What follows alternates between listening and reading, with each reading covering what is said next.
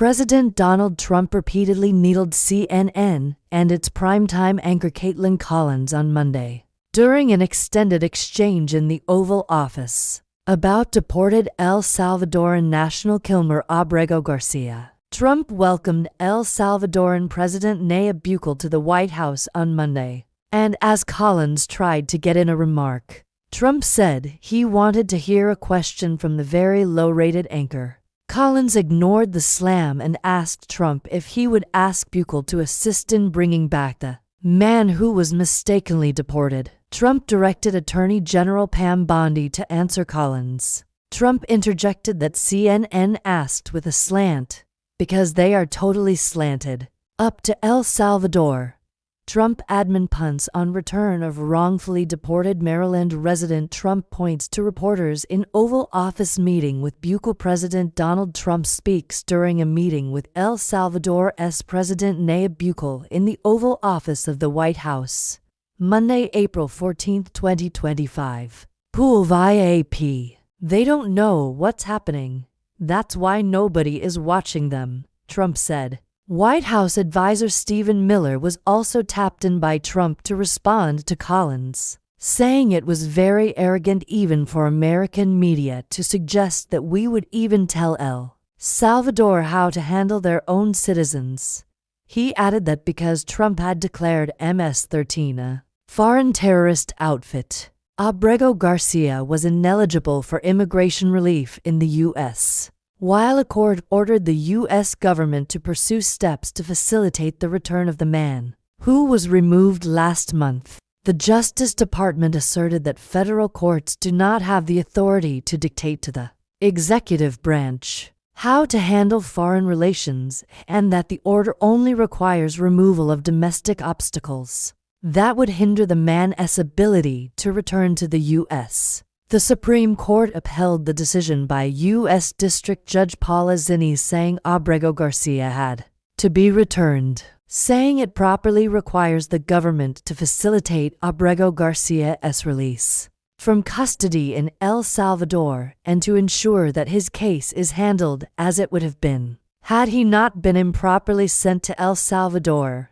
However, the Trump administration has framed the decision as a victory that affirmed the president's authority over foreign policy. Stephen Miller doubles down on deportation of alleged gang member not mistakenly sent. Former President Donald Trump took shots at CNN's Kaitlan Collins at the White House on Monday. Fox News, "We won a case 9-0, Miller said, and people like CNN are portraying it as a loss, as usual, because they want foreign terrorists in the country who kidnap women and children." Collins followed up that Trump had said he would abide by the Supreme Court decision. Trump shot back, "Why don't you just say, isn't it wonderful that we're keeping criminals out of our country? Why can't you just say that? Why do you go over and over? And that's why nobody watches you anymore. You have no credibility." Collins hosts The Source on weeknights, in addition to being a White House correspondent for CNN.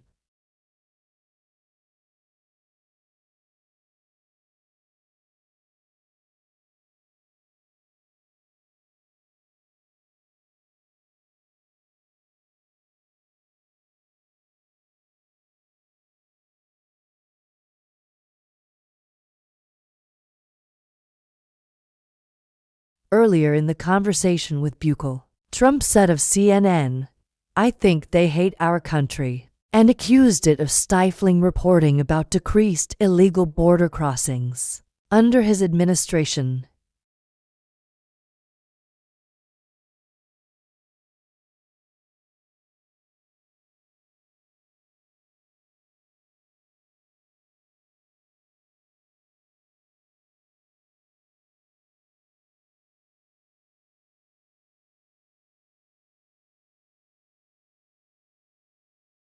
Asked for comment, a CNN spokesperson didn't respond on the record to Fox News Digital. Woefully insufficient.